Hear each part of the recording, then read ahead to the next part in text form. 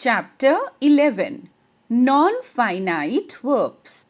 Consider these pairs of sentences.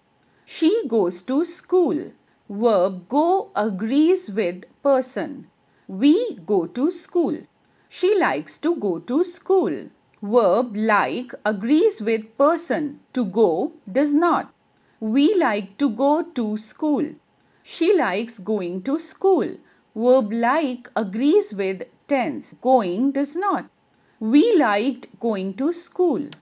Going to his office. He works for 8 hours every day. Going to their office. They work for 8 hours every day. Verb work agrees with number. Going does not. In the above sentences, the verbs go, like, and work agree with the person, tense, and number. Thus, these verbs are governed or limited by person, tense, and number. Such verbs are called finite verbs. The verb forms to go, going in these sentences are not governed or limited by person, tense, or number. Thus, these verb forms are called non-finite verbs or simply non-finites. Definition. A non-finite verb does not show a particular tense, person, or number. Kinds of non-finite verb. There are 3 kinds of non-finite verbs: infinites, participles, gerunds. 1. I want to play outside. In this sentence, to play is a non-finite verb. It is an infinitive. Example, the base form of a verb. 2. Sensing trouble. The police imposed a curfew in town. In this sentence, sensing is a non-finite verb. It is a participle. 3. They are used to walking long distances. In this sentence, walking is a non-finite verb. It is a gerund. 1. The infinitive. The infinitive form of verb is the verb in its base form preceded by to. She needs to improve her vocabulary. We hope to win the trophy. Some uses of infinitives. Infinitive as the subject. 1. To excel was her goal. 2. To err is human. In these sentences, infinitives to excel and to err are working as the subject of verbs was and is. Infinitive as the object. 1. Children love to frolic in the rain. 2. He likes to read comics. In these sentences, infinitives to frolic and to read are working as the object of verbs love and likes. Infinitive as the object of a preposition. He had no choice except to agree to the terms. Preposition, object of a preposition. Infinitives as adverb. As we know, an adverb usually modifies a verb, an adjective or another adverb to tell us when, where, how and in what manner or to what extent an action is performed. It shows purpose, result, reason, etc. The neighbor offered to help. What? We work to earn money and respect. Why? In the above sentences, infinitive to help and to earn are modifying the verbs offered and were. Hence, they are acting as adverb. Infinitive as the complement. Their most important concern is to survive.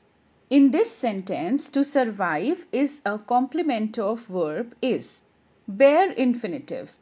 There are certain infinitives which are used only as base form of verb and are not preceded by to. These are called bare infinitives. They are used after modals can, could, may, might, must, etc. Some verbs bid, dare, need, hear, let, make, see. Rather than, would, rather, had better, sooner than. You may use my phone. We should make children understand the value of discipline.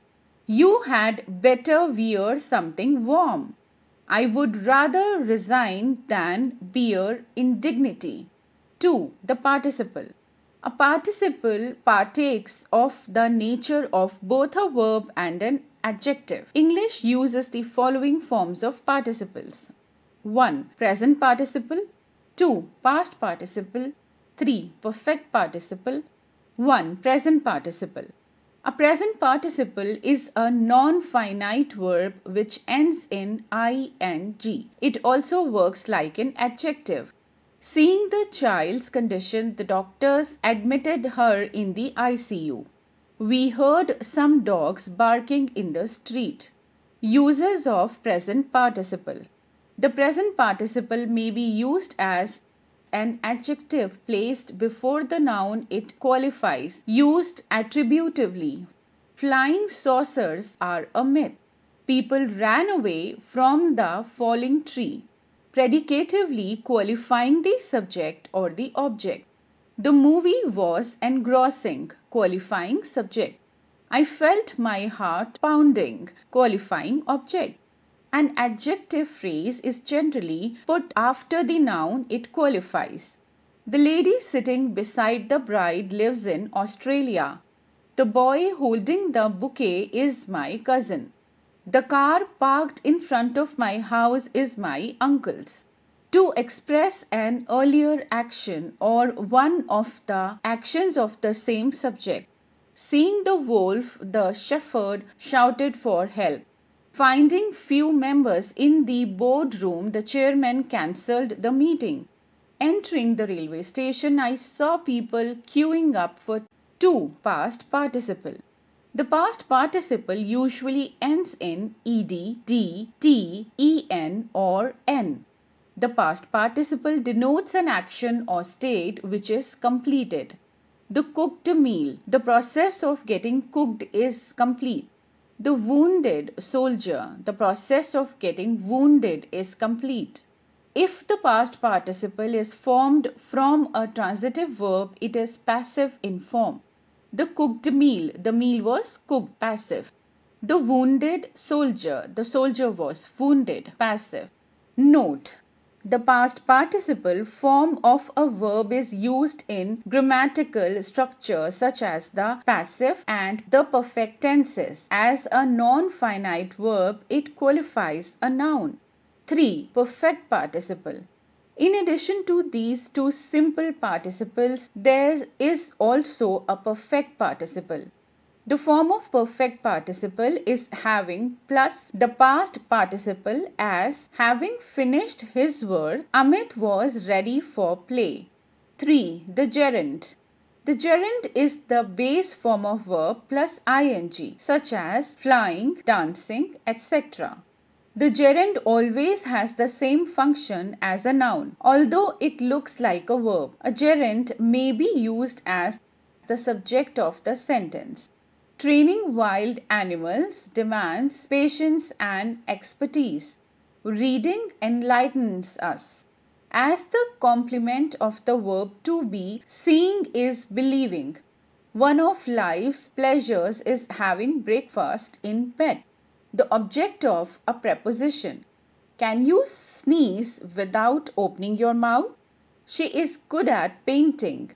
There is no point in waiting. In spite of trying his best, he could not succeed. Correct usage. 1. Present participle does the work of an adjective, but a gerund does the work of a noun. Though both have the same form, they are different in the job they do. These two examples will make this point clear to you. I enjoy traveling. The word traveling is the object of the verb enjoy. Being an object of a verb is the mark of a noun. Therefore, traveling is a gerund. The barking deer is found in the lower Himalayas. Here, barking describes the noun deer. Describing a noun is the function of an adjective. Therefore, barking is a participle. If you want to recognize a present participle, you need to take into consideration not only its form but also its use in a sentence. 2. A. Both gerunds and infinitives are used as subject, but the use of gerund is more common. Generally, we use it in place of infinitive. To read is a good habit. Inappropriate. Reading is a good habit. Correct and appropriate. B. In questions, we always use infinitives. Is it necessary to obtain a driving license? 3. Only gerund is used after a preposition, as I am fond of wearing jewelry. 4. Some verbs such as avoid, enjoy, like, mind, etc. are followed by a gerund. I avoid swimming in rivers. We enjoy hiking. She likes drawing portraits. Do you mind holding this bag for a moment? 5. Some verbs are followed by infinitive. Agree, appear, ask, begin, decide, demand, fail, hope, like, plan, etc. I agree to abide by the rules. We decided to drop the idea of a weekend outing. 6. Some verbs such as start, stop, remember, etc. are followed by both. The storm started to blow.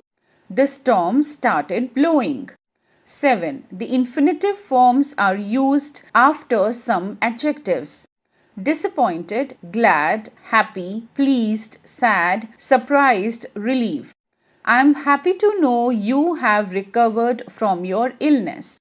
They were relieved to find me safe.